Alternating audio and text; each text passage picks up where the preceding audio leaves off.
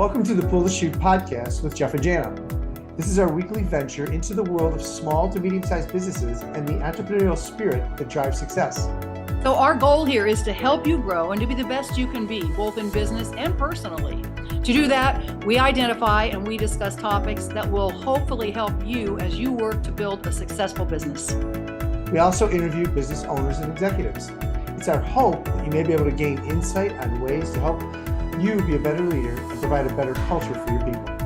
Our mission here is to help you pull the chute once a week to work on your business instead of always working in your business. So we hope you find these discussions insightful, helpful, and useful. And thanks for your support. We hope you enjoy today's podcast. Welcome, everyone, to the Pull the Chute podcast with Jeff and Jana. We are so excited that you are here. Jana, how are you doing today? I am good today. It's windy and cold, so it makes me want to eat turkey. Yeah, right. I know. We were just talking before the show. I just moved to Chicago to be closer to my kids and grandkids, and it snowed today. So, Welcome back. Yeah, right. Welcome back. It was crazy. So, hey, Jana, we have a fun guest today. I'm excited. We have Chip Massey with us. Chip is an ex-FBI agent, and he really talks about negotiation and just different things that he has. He's has a company too called the Convincing Company that I want to talk a little bit about there. But I think I'm excited about this whole conversation. Chip, welcome to the show. Appreciate you. Oh, thanks so much, guys. Pleasure to be here. So, Chip, just a favor, and we like to do this because you can tell it better than we can. Tell our listeners a little bit about yourself and how you got to where you're at today. Sure. So I'm, like you said, I'm a former FBI hostage negotiator and special agent. I was in the FBI for 22 years. Wow. I started out my career in the Washington, D.C. area where I was mostly working on espionage squads. And so I was tracking spies in D.C. No shortage of that there. That's crazy. And, I mean, you see the movies about that, but like, that's a real thing. Like, Chip, you have my fantasy life and job. What I wanted to, I just have always fantasized about how cool it would be. But go ahead. Sorry. Yeah. No, and I worked a number of violations alongside of that to include fugitives, drugs, you name it, we kind of did it. And then I moved to the New York field office in 2004, where I led their hostage negotiation team. But before that, I was for 6 years, I was a minister in the United Methodist Church. Oh, neat. And I often get the question is like, how'd that happen? Yeah, exactly. So about that, right?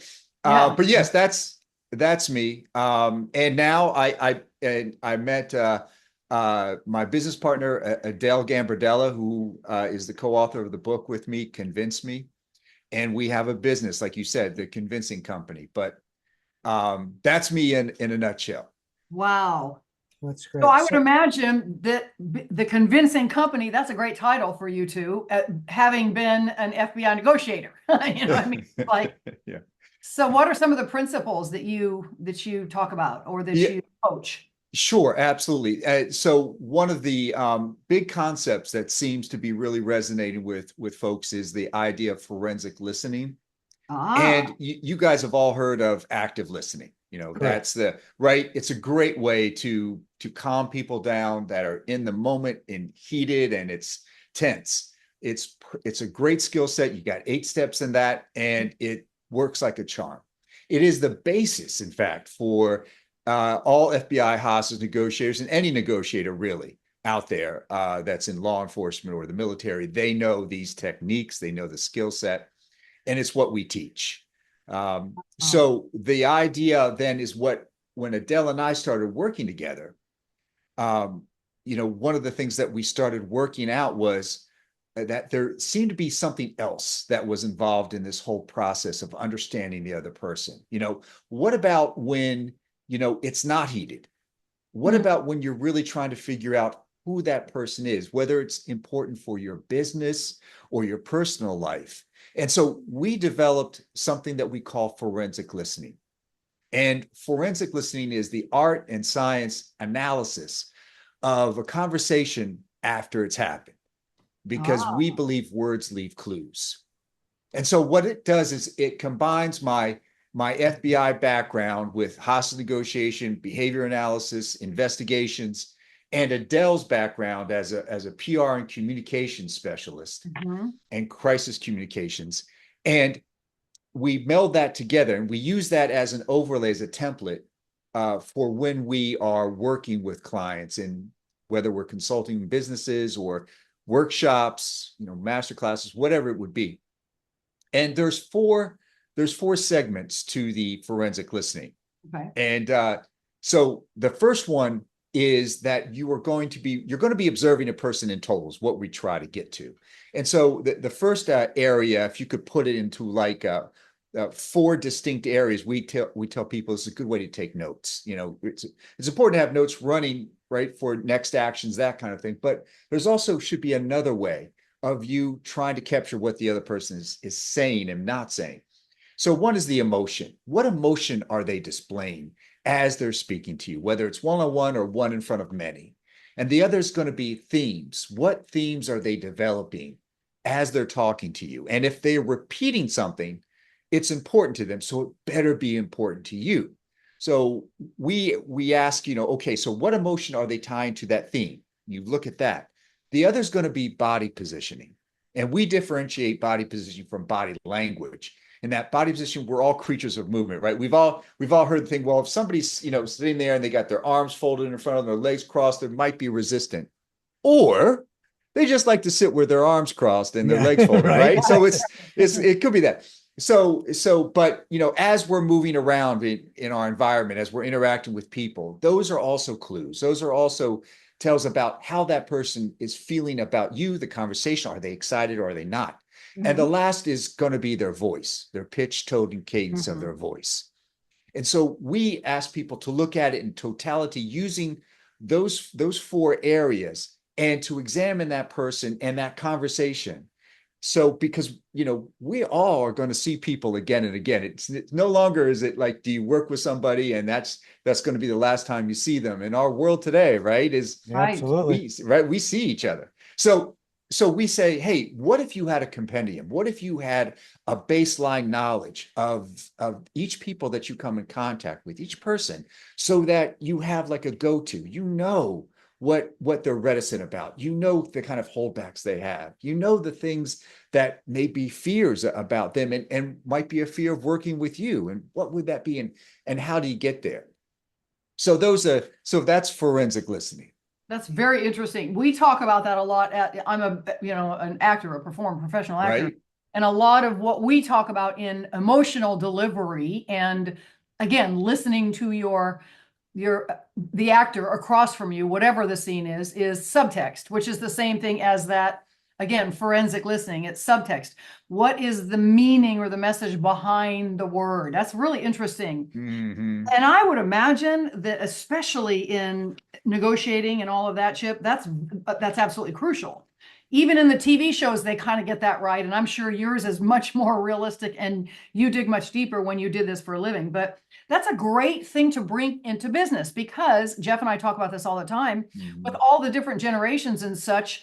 If you do kind of know what you're dealing with before you go into a situation with either a business owner or a client or a sales team or whatever, it does help you sort of cut through some of the, the minutia to kind of get to whatever it is that they're wanting of you or you're wanting them to learn or know. It's great. Yeah. Yeah, I agree wholeheartedly with that. Absolutely. And a lot of times we talk, and when I do my coaching, one of the things that I teach is what you talked about, this active listening, right? And what I like to do is I say to them, look, someone comes into your office and they want to talk about something, let them speak. Let them get it all out. Let them vomit all over you and get it all out. Yeah. Right. And periodically, if you want to interrupt them, you can say, hey, I just want to make sure I understood you. You said this, this, and this. And they go, yeah. And you go, okay, keep going. Because you want them to know that you're actively listening, right? But I think through that process, I like to use the word forensic listening because I'm also analyzing all these different things that they're saying and how they're saying it and with what emotion they're saying it. So I can pick up on the certain aspects of, okay, this is really important because they're almost in tears right now talking about that. And this one's just more of a flyby the way they said it. So I try to listen for all that. And I think that's what you're talking about, right? When you're talking about, Exactly. You guys are way ahead of the game here. And that's it. We bring together those two things in really this concept, because we realize that, there's so much more going on in our day-to-day lives than, a crisis event. It's dealing with people on the regular. And the other thing that we talk about is the unstated narrative. And that unstated narrative, and again, you guys are really clued in on this, is that disconnect between what somebody is willing to tell you to your face and the holdback, that thing that they're not going to tell you, right? So Yeah, whenever right. and you guys know in your client engagements, when you're doing whether it's your speaking coaching or your business coaching, that the idea is that there's going to be some things that they're not going to want to share, but might be critical to unlocking that thing for them, that getting to that point of breakthrough. So we call that the unstated narrative. And we teach people that if you can get close, not that you're going to get it on the nose, but if you can get close to what that is, then you're going to be ahead like 90% of your competition. And if you can get and start to talk about that thing that they're fearing, that they're frustrated with, that they're angry about, or they just don't have an answer for, then they're going to see you differently.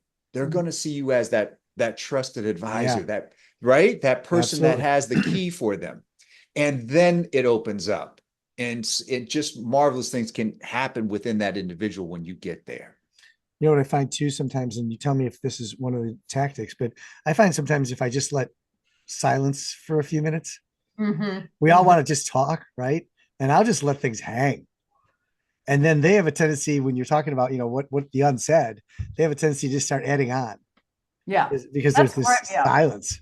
It's right? so That's a great important, idea. right? It is. That is a technique. It's one of the, skills is what we call in the Bureau the effective pause. And whenever somebody says something to us that has like you just said, Jeff, is that they're in tears perhaps about, those are moments of gravitas that you've got to allow that to sink in, right? Yeah. And when people feel that you're listening and you're also waiting, it's what an honor it is, really, it for people to give up of their time in a way that they're trying to cue in and connect in. We call this the dial-in method, right? Is that I'm putting away my phone, I'm shutting the door, I'm not sending emails. I am like here for you right now, as long as you need this.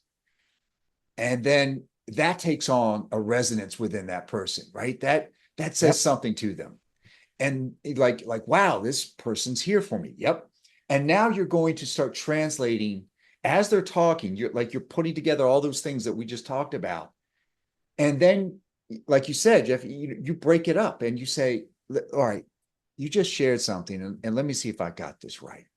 You put it in your words back to them, and they're like, yes, or no, it's more like either way. Yeah. They will appreciate the fact that you are trying to connect at that level.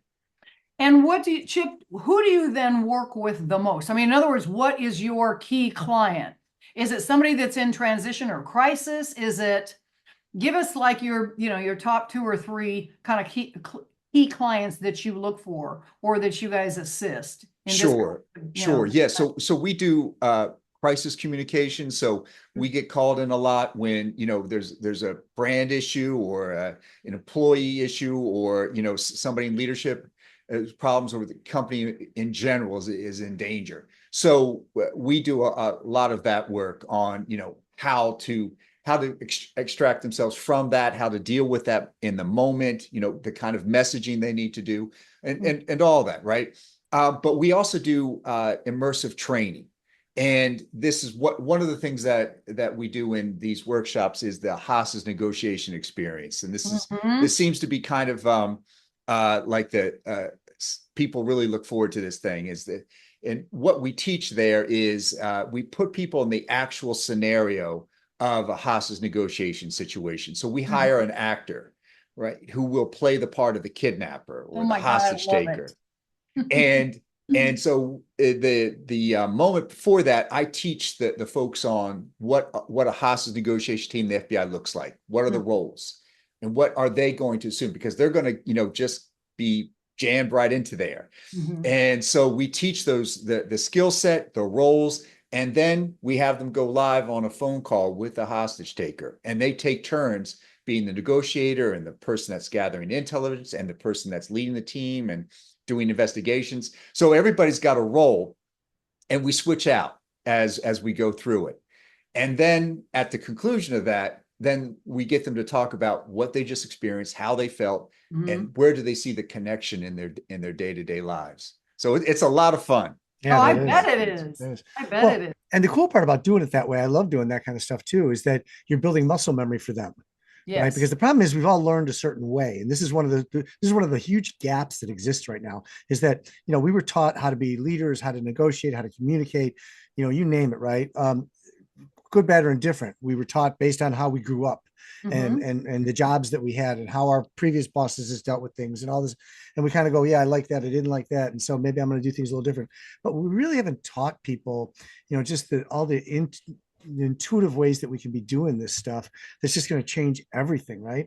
And I just think that if we could spend a little more time doing that and building that muscle memory for them, because now they don't go back to the old ways. They're going to stop and go, wait a minute, when I was in that workshop, we did it this way. Let me try that. Then it's going to start to change it. But I think that's one of the biggest, frustrations I think that I have when I'm working with people is like, you got to build that muscle memory. You just got to keep doing it, Yeah. Right. And the interesting thing is that when people first hear about this, and when I'm getting ready to put them in there, is that they'll think, well, this is just a role play. It's not going to be, right. How is this going to affect? But instantly, after I do the readout of what's happening, what the situation is on the ground, how many people are being held hostage, they start to feel it, right? They begin to embody it, and you hear them, take over. They're like, all right, this is Agent so-and-so. And, and so, but what's interesting is that when, like you said, Jeff, we teach the skill set up front, and then as they are going through this, they implement the skill set. Yes. And then it embeds, in a crisis, in a stress environment, not too much stress, but not too little, just the sweet spot. That's where it really ingrains in them, like you were saying, so that it's there for them if they need it. Now, it's a perishable skill, to be sure, but they get it, and it immediately embeds. Yes, that's great. So I'm curious. So out of all the 22 years, I think you said did this negotiation stuff, how many, I would imagine in my thought process that 9 times out of 10, the situation is not, it's about something else. Usually it's, it's not about the situation they're in. It's about something else. And we just have to learn what that other thing is that set them off with this whole thing. Is that a true statement? That's fantastic. That's exactly right. Is that, one of our key go-to phrases when we start working with somebody, let's say in a crisis situation, a hostage situation, is that we immediately want to connect to where they are right then and there.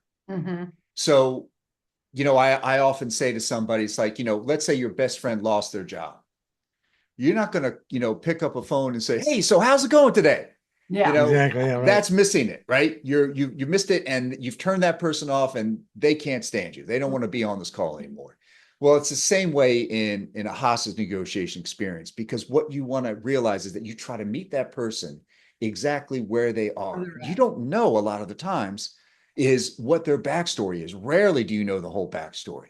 Now you've got, let's say you get a call out, you've got to go to the situation, and you're getting intel on the go, right? As you're driving to locale, is that you're getting some basics about this. You're getting how many people are in there. You're getting, weapons involved, is anybody hurt? And but you still don't know the real backstory of the person, right, guys? So one of the key phrases that we use to start off a conversation is, hey, how did we get here today? Oh, that's a good one. Yeah. Right. And like we talked about, we leave that open. My job was actually to never negotiate with anyone. My job was to ultimately convince them, to value what I wanted them to value, which was safety, which was life, which was, hey, surrender to me, and we're going to work all this out. Right. So, because it was never going to be, hey, you've got 7 people in there, tell you what, you kill 3, give me 4, call it a day, right? Yeah. That's not an option. No. So my job was ultimately to convince them. And like you said, so how do I get there? It's by starting. Right. It's by starting with that person and getting them to talk. Because if I'm talking, I'm losing. It's the worst position. But if they're talking, like you said in the beginning, hey, if they've got all this vitriol and bile they need to get out, please. That always makes me happy. Yeah, It's like, it's weird. Yeah. We're conditioned to love bad news, to love complaints, love all that, because I'm learning. I'm learning about that person, what is important to them, what happened. And the more I get of that, the more closer I get to who they are, and they get to trust me. And that's really the ultimate goal there. Well, sorry, Jenna, real quick. So it's interesting because we live in this society where everyone expects, that's why this whole learning to pause and let them talk is hard, because we live in this society where, we respond back and forth. We text, we email, we call each other, we DM people, it's like instantaneous stuff. Right. And when people, it's funny when people don't respond, they're like, oh, I sent that out 10 minutes ago. They didn't get back to me. Why not? It's like, really? Right. What do you want? They get mad. So we have to really take that step back, and kind of pause for a minute when we're doing this kind of stuff. And when I was researching for my book, and Jeff knows this, I researched a lot about the brain and brain activity and how the brain absorbs information. What's interesting is over the past 20, 25 years, as we can imagine, the brain now has to assimilate information like 3 seconds, 4 seconds faster than it ever has. The other interesting thing is that the brain is not really a multitasker. That's not the way the muscle is designed to work or the organ is designed to work. So a lot of coaching, when I coach for communication, I always talk about pausing is your biggest friend. If you pause and stop, that not only allows your listeners to absorb the information, but it tells them that that information that I just stated is more important than all the other babble that went on that, was all kind of run together. Right. So that pause is very important. And I would imagine in this kind of business, and especially in your previous business, Chip, it is important to pause so that, everybody's kind of thinking your brain is continuing to work, even though there's silence. You know what I mean? It's assimilating and all that. We're fight, flight, freeze. So they're, the brain is figuring out the best response, obviously, but it's interesting. Isn't it though? And Jenna, that's exactly it, is that when we get all this information out, like you say, people always say, well, I'm a great multitasker. No, you're not. You suck. And the idea here is that the brain, when it has all this, things task in head, like you said, that bottleneck happens, right? Yes. But just like you said, all the research is showing us now. Pausing, allowing that person to file that, put it somewhere in their brain and then move on to the next. Right. So Chip, who do you like working with? Do you like small business, mid-sized business? You know what I mean? I mean, what do you guys get called to do the most? You said crisis, of course, management, but and who in the business? I don't know, like, are you at the executive level or are you the middle? Sure. It's right. It's usually about mid-size companies, and C-suite usually brings us in. We, really that's the way we're most effective, is if we can work with the leaders and direct, so that we can, work out true solves, true problems, and talk to the decision makers about that and stakeholders. Yeah, that's great. And does your gigs, I guess is the word I'm coming to my mind, do those last for weeks, months? Is it a workshop? How does that all work? Right. So in crisis comms, that can be anywhere from a month to 6 months, depending upon the how extreme things are. But the workshops we do half days, or a few days. We have master classes we put on. So, right. It all depends. Okay, cool. Very cool. And then do you find, and I would think what you do and kind of what we do too, is that if we can get the C-level people to respond a certain way, that it's more of a trickle down effect. It's like walking the walk, right? And the people see them walking the walk. And so our goal, I think, and your goal too, is to get those C-suite people to kind of walk the walk of, hey, look, and I always tell people, it's not about you.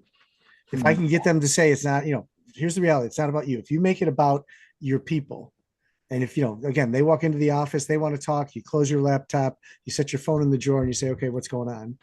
it speaks volumes, right? I mean, I think you're Oh, so right on huge. that, right? That's But we exactly. got to get the C-suite guys to do that though, right? And that's the hard part, I think, right? Is that what you find too? Oh, 100%. And there's all kinds of situations you walk into, right? Most of the time when we get there, they're dealing with this idea of unfairness. We call it the fairness fallacy. And they're sitting there and they're around the table and they think they're actually being productive. What they're doing is complaining about how unfair this treatment is of whatever they're experiencing is, right? For 25 years, we've done it, everything's great. And this one thing happens and it's not even our fault, right? And so they spend so much unproductive time there that they could be and wasting on getting to solve. And the other thing is like then doing the actual work. There's three things that right now we have to do, and they have to be emotionally ready to do it. And that takes a little bit of time to get them Yeah. there as well, right, guys? Absolutely. And do you find when you get them to do that work, do you get them to understand the why and the because? Yes. And I'm not sure if you understand what I mean by that, but like when they go to do something, here's why I'm doing it, because this will be the result. Exactly. I And try to, that's the emotional buy-in, right? It's having the brain and the heart meet together and they get it. But it takes a minute. It takes a minute for Oh, them, yeah. right, to unwind all the pressure that they are under, right? It's one of the things that, we say is like, what is your gun? And it's like, what is it that's pointed at you right now? And if you're Got it. focused on that gun, like for me as a hostage negotiator, if I focused on the gun to somebody's head as I'm talking to this guy, I'm out because all I'm thinking about is the horrible things that could happen if things go wrong. So I can't focus on that. What I focus on is that person that I'm talking to over the phone and their problems, what they're dealing with, because that's the only way I can help the person that's got a gun to their head. So I've got to focus in on that guy.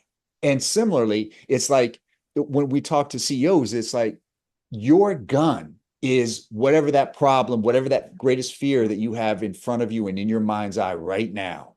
And you got to get off that. You have to focus in on how am I going to get to solve here? What do I have to do right now? Get out of my own way. Like you said, drop your ego and let's go to solve because we can get there, but we got to focus on that. Yeah. Absolutely. Hey, so as we kind of wind things up here, what's one thing you've been doing this for a long time? What's one thing that you've kind of changed your mind about over the years, the way that you approach things? I think it still goes back to, the kind of the size of the problem that people are facing. Everyone believes while they're in it, this is the worst thing that could ever happen. True. Right. And so perspective is so valuable and so important. And if we could take a step back from our lives and our positions and our titles and just take a look at what does this mean to me ultimately? What does this mean in terms of the scope of my life? And, once we get things into perspective, we see it's not that bad a thing, right? What I'm dealing with here doesn't amount to much. And I always find it interesting when people say, I went to the ocean and I just looked at the vastness of that. And I just thought about often things like that when they look at other things and they're right, that helps them gain a perspective, the enormity of nature or whatever it is that they need to come close to put things back into perspective. Things so important and very helpful when we're dealing with people. Yeah, absolutely. It's funny. I did youth ministry for 8 years a while back. And one of the things that, speaking of the fact that you were a minister, one of the things that I always tell the kids is, look, because my biggest concern was suicide, teenage suicide, right? And I did it because that's what I didn't want to happen. And we used to tell the kids, look, suicide is a permanent solution to a temporary problem. That's it. Right. And so you just got to keep that in mind. Look, we get through So it. You got to talk to us, and that's for any of this stuff, right? It's just, it's like they think it's the worst and they have no way out. But the reality is we all have a way out. We just have to kind of pause and work through it. So, Well hey, Chip, said. thank you so much for being on the show Yes, it's today. been great. Really love it. The book convinced me. You co-authored with Adele. It's available, I'm sure, Amazon and all the different places. I Sure. would imagine. Yeah. If people want to get a hold of you, Chip, how can they do that? Yeah, we website is trainingsogood.com. Take a look there, see what's going on. We've got some resources and helps and things like that. So yeah, absolutely. Awesome. Well, thank you so much. We Great. appreciate it. To all the listeners, thank you again. As always, we're getting some fun emails in. Several of you have emailed us about a couple of the different shows. Keep those coming. Those are encouraging for us. We appreciate that. And we love when you do that. So we're excited that you're listening to the show. And until the next time, stay safe and be healthy.